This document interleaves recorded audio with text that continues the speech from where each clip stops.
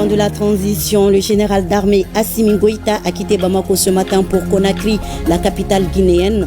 Le chef de l'État prend part aux côtés d'autres homologues africains à la cérémonie d'investiture du président Mamadi Doumbouya, élu président au terme de l'élection du 28 décembre 2025. Renforcement des capacités de prise en charge des districts sanitaires du pays, la Direction générale de la santé et de l'hygiène publique vient dans ce cadre de réceptionner des équipements et intramédicaux d'une valeur de plus d'1 milliard de francs CFA. Plus de détails dans ce journal. Madame, Monsieur, bonjour et soyez les bienvenus dans ce 13h. Dans le cadre de l'investiture de son homologue de la Guinée ce 17 janvier 2026, le président de la transition s'est rendu ce matin en République de Guinée où il prend part aux côtés d'autres homologues africains à la cérémonie d'investiture du président Mamadi Doumbouya. En plus des membres du cabinet présidentiel, le chef de l'État est accompagné d'une forte délégation ministérielle dont le ministre de la Défense et des anciens combattants, le ministre de l'Économie et des Finances, le ministre des Transports et des Infrastructures et le ministre des Affaires étrangères et de la coopération internationale. Ce déplacement participe également au renforcement des liens fraternels historiques entre le Mali et la Guinée, illustré par la fameuse phrase de l'ancien président guinéen « Deux poumons dans un même corps ». À son départ à l'aéroport international président Modibo Keïta Sénou, le président de la transition a été accompagné par le Premier ministre, ministre de l'administration territoriale et plusieurs autres membres du gouvernement.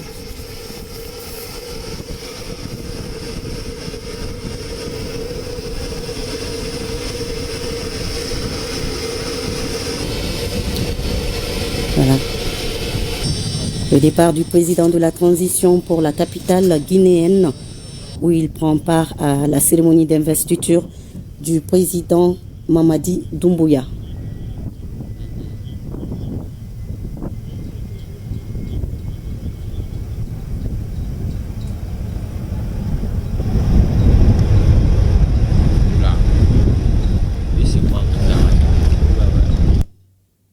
Et nos envoyés spéciaux nous signalent que le général d'armée Assimi Goïta est arrivé à Conakry aux environs de 11h. Vous aurez les images de l'arrivée du chef de l'État dans ce journal. Le Conseil des ministres a adopté hier une communication verbale relative au fonds de résilience de la diaspora. Ce fonds qui a pour but de mobiliser les Maliens établis à l'extérieur pour une contribution à la construction du pays a déjà encaissé en décembre dernier un chèque de 200 millions de francs CFA, une somme remise au ministre de l'Économie et des Finances par les bons soins du ministre des Maliens établis à l'extérieur et de l'intégration africaine. Écoutez Moussa Ag Atayer au micro de Mamadou Fani. Nous avons lancé un appel il y a de cela quelques semaines à l'ensemble de la diaspora malienne pour qu'elle s'organise afin d'apporter un appui. Le 31 décembre 2025, la première réponse de la diaspora nous est parvenue. 200 millions de francs CFA ont été mobilisés à la date du 31 décembre et nous avons organisé une cérémonie de remise du premier chèque de cette mobilisation de la diaspora au ministre des Finances. C'est d'abord pour nous une manière de montrer que la diaspora ne peut pas rester silencieuse face aux difficultés que rencontre le pays. Et la réponse que la diaspora a apportée a été très éloquente. C'est pourquoi j'ai informé le Conseil des ministres. Ça va continuer. Nous avons déjà d'autres réponses des Maliens de l'extérieur à travers le monde qui, à travers leurs organisations respectives, sont en train de préparer la prochaine remise également de leurs contributions. Nous avons choisi une forme simplifiée mais plus réglementée de la gestion de ce fonds. C'est pourquoi nous avons impliqué directement le ministre de l'Économie et des Finances qui est le dépositaire de ces aspects de gouvernance au sein du gouvernement. Tous les montants qui seront contribués seront remis officiellement devant les représentants de la diaspora au ministre de l'Économie et des Finances. Au-delà de la contribution financière de la diaspora, nous avons aussi appelé la diaspora intellectuelle à venir accompagner le pays. Et là aussi, la diaspora intellectuelle, à travers le programme Tokten, est en train de répondre à cet appel. Des dizaines de professeurs, de docteurs, de chercheurs, d'intellectuels de la diaspora à travers le monde vont venir au Mali, encadrer des thèses, encadrer des doctorats, contribuer à la formation continue, intervenir dans les universités. Ça également, c'est un appel qui a été répondu. Et dans les prochains mois, la première cohorte d'intellectuels de la diaspora va venir pour justement accompagner les besoins intellectuels, les besoins de formation de notre pays. Des équipements et intramédicaux pour le renforcement des capacités de prise en charge des districts sanitaires du pays. Je vous l'annonçais également en titre. Ils ont coûté plus d'1 milliard de francs CFA à la Banque africaine de développement BAD. C'est la Direction générale de la santé et de l'hygiène publique qui a réceptionné l'ensemble des matériels en présence de 2 membres du gouvernement. Comba Sissi. Une importante donation en équipements et intramédicaux a été faite par la ministre de la Santé et du Développement social afin d'améliorer la qualité des soins avec un accent particulier sur la prise en charge des accidentés. La donation est composée entre autres des radiographies avec table télécommandée numérisée multiparamétrique, booster d'oxygène, lit médicalisé électrique, valise avec système d'anesthésie portable, sonde d'aspiration CH6. Malgré les multiples défis que notre pays traverse, le gouvernement du Mali au quotidien s'efforce à assurer les services de santé accessibles à tous et sur toute l'étendue du territoire national.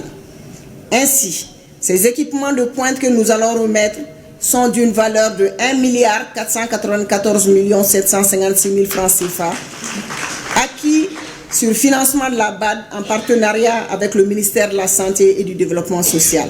Après les accidents, la première destination des victimes, c'est les centres de santé. Donc, raison pour laquelle ces centres de santé sont très bien considérés au niveau du ministère des Transports et des Infrastructures. Donc, les dons que nous venons de remettre et les dons qui ont été financés par la Banque africaine de développement, ça c'est un geste qui est significatif. L'amplificateur de brillance, un appareil de pointe en imagerie, fait aussi partie des lots.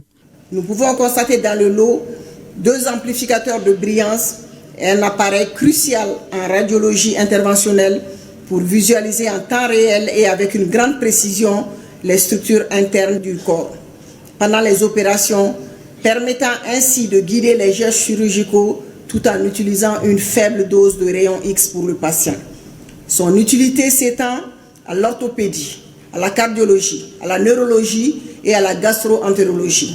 Au nom de l'ensemble des bénéficiaires, nos sincères et chaleureux remerciements pour cet élan de solidarité.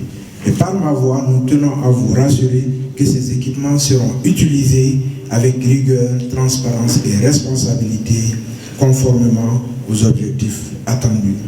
Ces équipements et intrants médicaux seront déployés dans plusieurs structures de santé de Bamako et de l'intérieur du pays.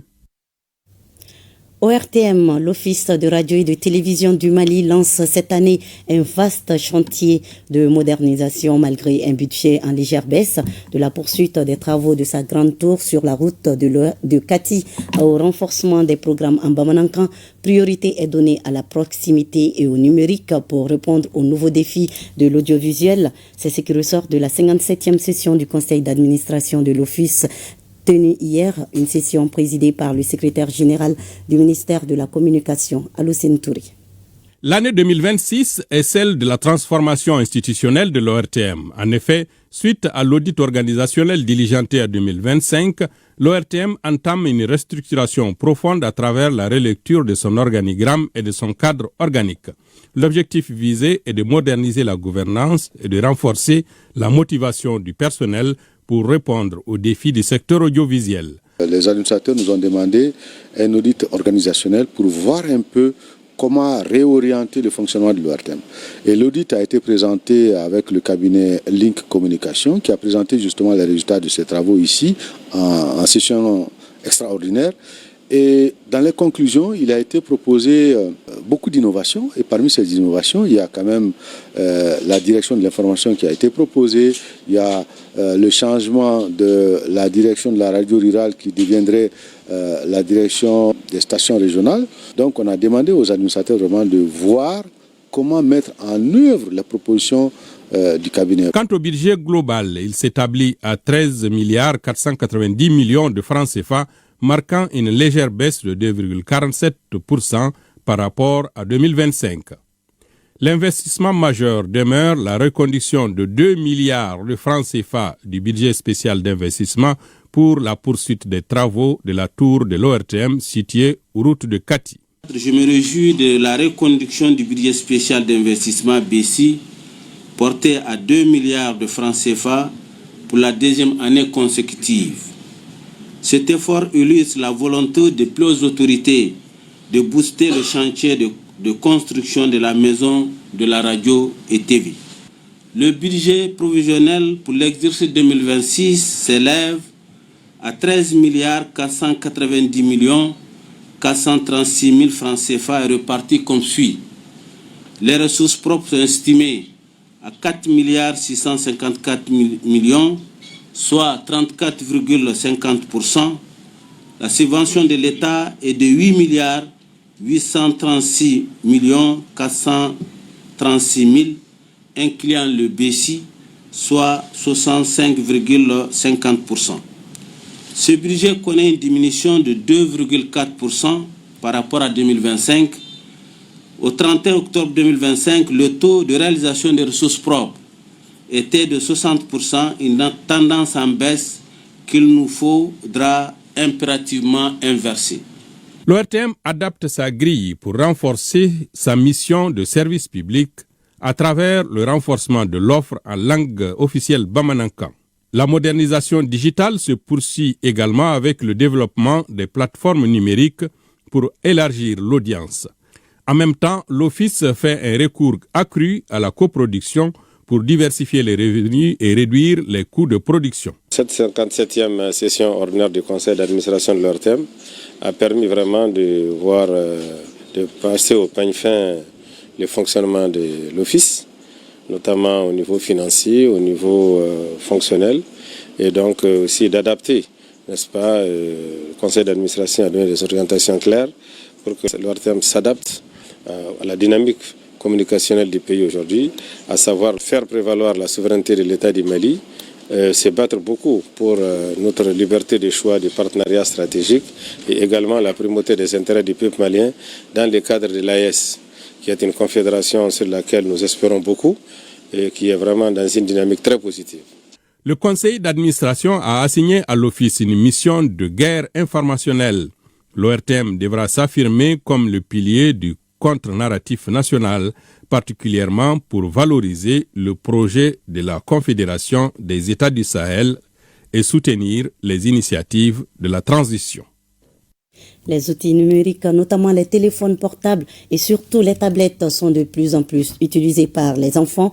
Pour certains, ce sont des moyens de distraction, alors que pour d'autres, ce sont de véritables outils d'apprentissage. Il faut cependant savoir que l'utilisation de ces outils expose ces tout-petits à de nombreux dangers d'ordre sanitaire, mais aussi psychologique. C'est un reportage de Aminata Brahima Ouedraogo et Gaussou Achatouri. Comme activité récréative, beaucoup d'enfants maliens optent pour les jeux collectifs. Mais à côté de ceux-ci, il y a aussi les tout-petits fans du numérique. Pas de bruit, pas de course, ils ont pour amis les tablettes.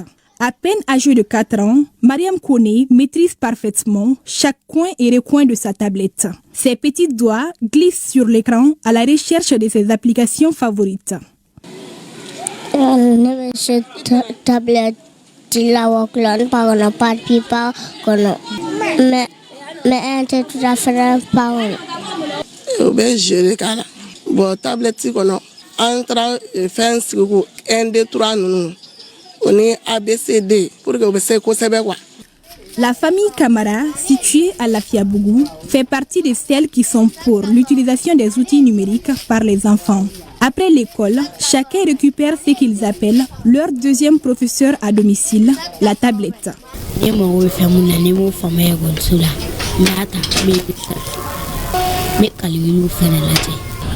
je leur donne leur tablette après leur arrivée de l'école. Ensuite aussi les week-ends, le samedi et les dimanches.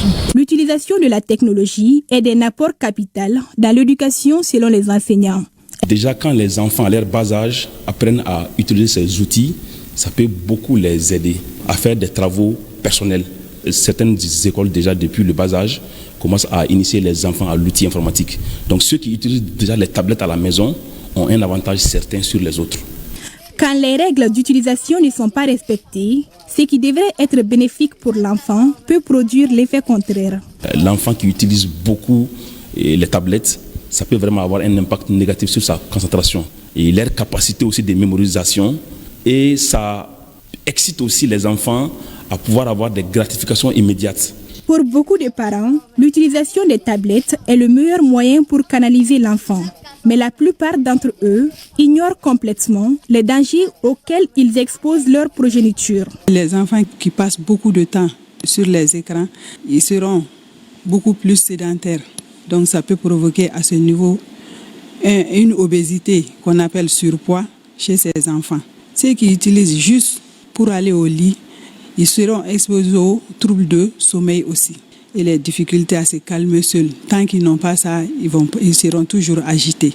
Les yeux sèchent, ils n'ont pas assez de larmes. Donc ça leur provoque des petits problèmes de démangeaison, sensation de corps étranger, des picotements. Ça peut provoquer de myopie. C'est pourquoi actuellement on voit beaucoup d'enfants avec les lunettes. Il faut que les parents contrôlent le temps d'exposition à ces appareils. Voilà, 1 à 2 heures par jour, ça suffit. Et il faudrait aussi que les parents incitent les enfants à aller vers des contenus éducatifs. Aujourd'hui, il existe plusieurs applications de contrôle parental. Les parents peuvent suivre en temps réel ce que les enfants font avec les tablettes. Les enfants de moins de 3 ans ne doivent même pas accéder aux écrans. Chez les enfants de 3 à 6 ans, normalement, l'enfant ne doit pas dépasser 1 heure de temps sur les écrans par jour. Entre 6 ans et 9 ans, ça doit être de façon progressive, mais toujours ça doit être sous contrôle parental jusqu'à 18 ans où l'autonomie peut leur être donnée. À défaut de l'interdire, médecins et enseignants priorisent une utilisation plus saine et modérée des smartphones et tablettes par les enfants. Là qui est clair, l'eau coule désormais à flot à l'école publique de Dogobala dans la région de Koulikoro. Cela grâce à la réalisation d'un forage. Le geste est un appui du Centre Roi Salman pour le secours et l'action humanitaire de l'Arabie Saoudite à travers l'ONG Al-Farouk. Coût de réalisation plus de 10 millions de francs CFA. Compte rendu Sorona Kamisogo. Par cet acte, le Centre Roi Salman pour le secours et l'action humanitaire de l'Arabie Saoudite répond à l'un des soucis majeurs des autorités scolaires, du personnel enseignant et des élèves de l'école publique de Dogobala, celui de l'accès difficile à l'eau potable. Coût total de l'infrastructure, plus de 10 millions de francs CFA. Cette donation vient de nos bailleurs, qui est le Centre de secours des actions humanitaires du roi King Salman, voilà, de l'Arabie Saoudite.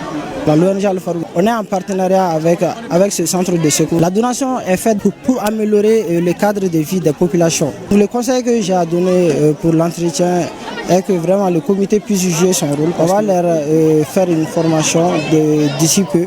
D'un débit de 10 mètres cubes par heure, l'infrastructure va contribuer à l'amélioration des conditions de vie et d'apprentissage au sein de l'établissement, de quoi susciter une immense joie aussi bien chez les bénéficiaires que les autorités communales. Nous saluons notre partenaire l'ONG Al-Farouk et le Centre Salman d'Arabie Saoudite.